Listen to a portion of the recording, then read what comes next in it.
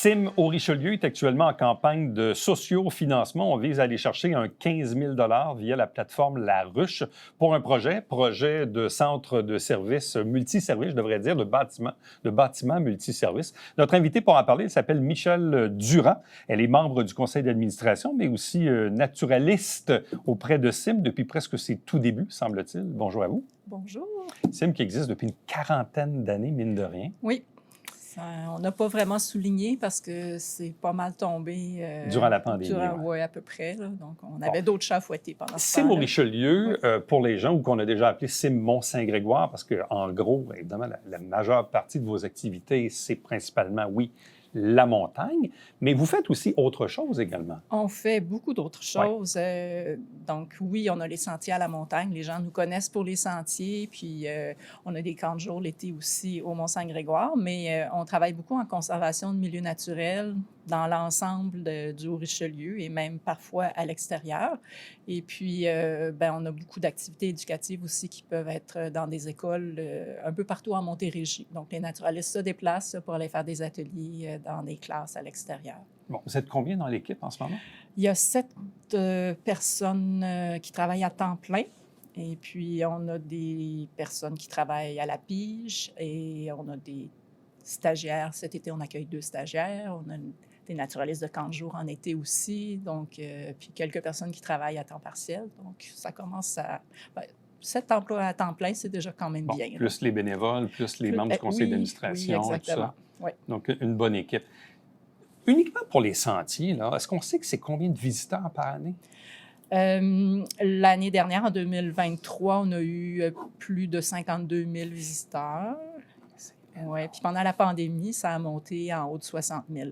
Ah ouais? Oui. Pendant la pandémie, là, je pense qu'on était un havre. Parce qu'il durant la pandémie, en fait, il y avait 2-3 choix. C'était soit du golf, soit aller monter les sentiers, ou aller faire un tour en Gaspésie ou au Saguenay. C'est à peu près ça. C'est à peu près ça que les gens ont fait durant les Ils ont découvert le plein air, ils ont découvert les sentiers, puis il y a des gens qui ont gardé l'habitude parce qu'avant la pandémie, notre fréquentation était presque à 40 000, mais là on monte à haut de 50 000. Oui. Donc, il y a des gens qui ont gardé l'habitude, puis c'est très bien, là, parce que l'accès à la nature, c'est quelque chose de primordial. Donc, la pandémie vous a amené du nouveau monde.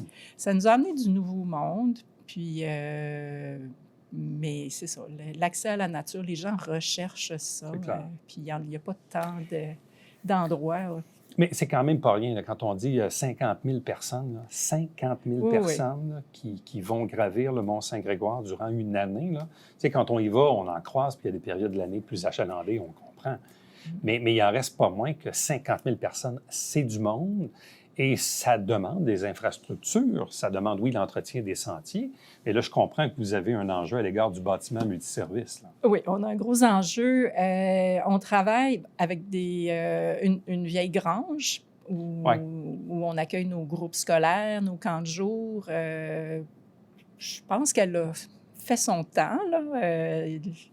Les infrastructures sont déficientes. Là. Il n'y a pas il n'y a pas de chauffage, l'éclairage est déficient, les espaces ne sont pas très, très fonctionnels. Donc, en construisant un nouveau bâtiment, ça va nous permettre d'avoir une salle d'animation qui va être adaptée, qu'on va pouvoir utiliser pendant les 4 saisons. On va pouvoir accueillir des groupes à l'hiver aussi. Et puis, l'autre aspect super important, c'est qu'on a des toilettes chimiques pour 50 000 personnes par année. En hiver, c'est vraiment pas le fun. Fait que là, on va avoir un bloc sanitaire qui va faire partie du bâtiment. Est-ce que les gens vont pouvoir aller aussi remplir leur gourde d'eau? Il va y avoir table à langer. Donc, ça va être j'ai envie de vous dire un service essentiel. Vous êtes rendu là. On est plus que rendu là. Parce que, bon, si on se dit, oui, l'organisme existe depuis une quarantaine d'années, vous êtes à 50 000 visiteurs par année. Oui. Je pense que le bâtiment, on est rendu là. Oui, non, c'est pas du luxe. Et puis, non, c'est pas un luxe. Les visiteurs, ils méritent ça. Là. Je pense que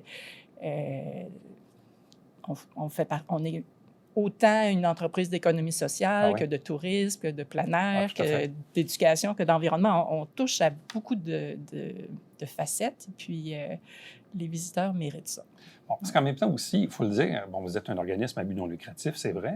Oui. Mais en même temps, je ne me rappelle plus c'est combien, mais bon, pour aller monter la montagne ou même les abonnements, c'est pas très, très cher. C'est pas Donc, très cher. vous avez des revenus, mais bref, ça reste quand même hyper accessible. Oui. Puis on veut que ça demeure comme ça. On valorise le fait que l'accès à la nature, ça soit pour tout le monde. Ça coûte combien là, en ce moment?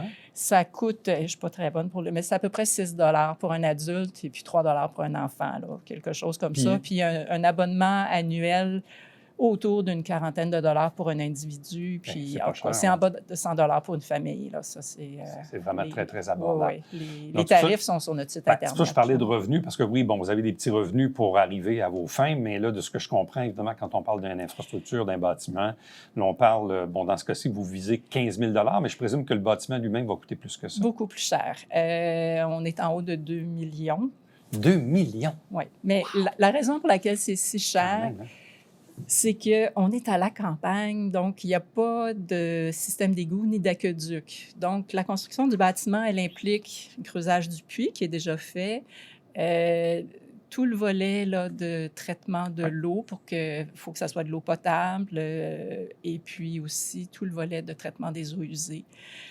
Et comme c'est un usage commercial, ce n'est pas résidentiel, il faut que ça soit capable de traiter la plus haute affluence. Donc, on parle Il y a des normes, il y a des obligations. Voilà, oui, c'est ça. Il faut qu'on ait un certificat d'autorisation du ministère de l'Environnement. D'ailleurs, c'est l'élément là, clé. On est en processus, puis aussitôt qu'on va avoir notre certificat d'autorisation, on va lancer les appels d'offres pour idéalement construire dès l'automne. Ça, ce que ça veut dire, c'est qu'au fil du temps, vous vous êtes ramassé un petit bas de laine, vous avez des emprunts là-dedans, bref, mais c'est quand même 2 millions, c'est quand même beaucoup de sous pour un organisme comme le vôtre. On a plus de 75 qui est déjà sécurisé. Wow, bravo! Ouais. Non, on est très fiers de ça, mais il en manque un bout. On a besoin, on va continuer nos démarches auprès d'entreprises ou d'autres bailleurs de fonds potentiels, mais on trouvait ça important aussi qu'il y ait un volet... Que le public fasse sa part. Exactement. Là. Je pense que c'est un montage financier qu'on fait. On est allé chercher de l'argent au niveau fédéral, provincial, privé, mais je pense que c'est important que le public qui bénéficie là, du site puisse aussi il fait sa contribution, parce que, bon, si on fait une petite règle, là, 15 000 sur 2 millions, on s'entend qu'en pourcentage, c'est pas tant que ça. En même temps, pour quelqu'un qui va gravir la montagne pour 6 ou 40 par année pour un abonnement, un petit don de 25, 50, 100 sur le nombre d'années où on est allé à la montagne. Exactement. Là, pour avoir des sentiers balisés, pour avoir un bâtiment aussi qui va être super utile pour la collectivité. Là. Oui. Ça, je pense que c'est pas exagéré comme demande, puis on n'en rebâtira pas un autre. C'est vraiment ponctuel là, comme en même temps, l'avantage que vous avez aussi depuis plusieurs années maintenant, c'est que Sim est quand même propriétaire du terrain, puis il y a quand même beaucoup de terrain là, dans la montagne. Là. Oui, on est propriétaire là, jusqu'au sommet, puis on est propriétaire de terrains ailleurs, dans le Haut-Richelieu aussi, là, mais à des fins de conservation. Ce ne sont pas des terrains là, où on va développer un accès public, mais à la montagne, nous sommes propriétaires. Bon, vous êtes sur la plateforme La Ruche, laruchequebec.com, laruchequebec.com/sim pour aller directement. Bon, évidemment, ça demande un certain montage, un peu de travail pour monter tout ça. C'est un peu comme dans la famille des GoFundMe, mais plusieurs se tournent maintenant vers La Ruche Québec, là, qui semble être une plateforme plus intéressante peut-être? Bien, c'est québécois. Ça fait qu'on veut bien encourager. C'est supporté par Desjardins. Et puis, c'est une plateforme où ils nous ont offert beaucoup de support là, pour mettre de l'avant notre projet. Je pense que ça donne de la crédibilité, de la visibilité aussi. Et puis, sur la plateforme, bon, les gens peuvent... on peut s'inscrire, mais on peut aussi être là en tant qu'invité pour faire un don. Ça peut être un don juste monétaire, ou on peut faire un don aussi avec une contrepartie, où est-ce que Sim a préparé différentes offres et les gens peuvent regarder les offres. Ça peut être une affiche, ça peut être un accès familial, ça peut être de commanditer un atelier en classe pour une école, ça peut être un don d'entreprise. Donc, voilà. Et puis, comme Sim est un organisme de charité, on émet des reçus fiscaux. Donc, ça, c'est quand même avantageux aussi pour les gens qui voudraient donner. Le montant du don, ça peut être 20 40 100 2 000 pourquoi pas. On est ouvert à tout. Tous les dons sont valables. Bon, vous m'expliquez aussi qu'il peut y avoir une possibilité d'une contrepartie, c'est-à-dire que quelqu'un va effectuer un don, mais va recevoir quelque chose en retour? C'est ça, c'est ce que je disais, là. Donc, ça peut être, nous, ce qu'on a offert, comme je dis, il y a des affiches, il y a... OK, c'est là-dessus. Oui, OK. oui, c'est ça. Puis chaque contrepartie ou chaque offre est bien décrite là, sur le site de La Ruche. Bon, évidemment, cette campagne-là débute le 22 avril pour se terminer le 21 juin, donc a déjà débuté, je devrais dire, le 22 avril dernier, pour se terminer le 21 juin. Je n'ai pas regardé en date de ce matin, mais est-ce que vous avez déjà un peu de sous de ramasser? On a 10 de notre objectif qui est atteint. La particularité de cette campagne-là aussi, c'est qu'il faut réussir notre objectif. C'est-à-dire? C'est-à-dire que si on n'arrive pas à recueillir le 15 000 au début, les gens, en fait, ce sont des promesses de dons qu'ils font. Je comprends. Oui. Alors, si on n'atteint pas l'objectif de 15 000 ça ne sera pas déboursé. Mais on va la réussir, notre campagne, puis on compte sur le support. On vient juste de commencer aussi, oui, là, c'est on ça, commence à en parler. Oui, on va partager la campagne auprès du plus grand nombre de gens possible, et puis on va faire en sorte qu'elle va se réussir, mais on compte sur le support, évidemment, des gens de la communauté là, pour nous encourager puis participer à ce fabuleux projet. Bon, revenons à la construction du bâtiment en tant que tel. Quel est l'échéancier que vous vous êtes donné? Bien, comme j'ai dit tout à l'heure, là, on attend le certificat d'autorisation du ministère. Une fois que vous l'avez, après ça? Bien, on lance les appels d'offres, puis on espère pouvoir commencer la construction cet automne. Ah, quand même. Oui, oui. OK. Construction pourrait commencer cet automne, mais ça peut s'étaler quand même sur plusieurs mois, je pense que ce n'est pas un bâtiment si compliqué que ça à faire. Là. Ça ne devrait pas... Je ne peux pas m'avancer, là, je ne sais pas. Non, je comprends. Mais on comprend que dans le meilleur des mondes, si vous avez les autorisations, ça pourrait commencer à l'automne. Oui, oui, oui. Ça veut dire qu'en 2025, quelque part en 2025, le bâtiment serait opérationnel et fonctionnel. Ça serait formidable. Ça va être tout un changement, là. Oui, bien, pour les employés, ça va être intéressant aussi parce que le milieu de travail va être beaucoup plus fonctionnel. Pour le public, ça va être très bien aussi. Pour nos groupes, on va pouvoir accueillir...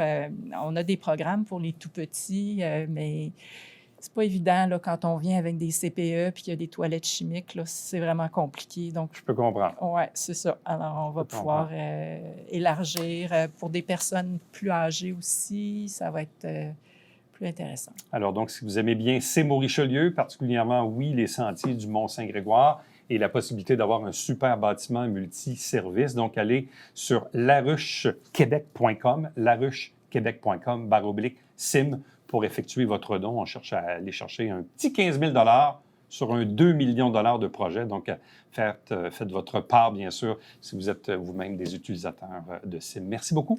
Merci de m'avoir reçu. Bonne Merci. chance. Merci. Restez avec nous. On vous revient après ceci.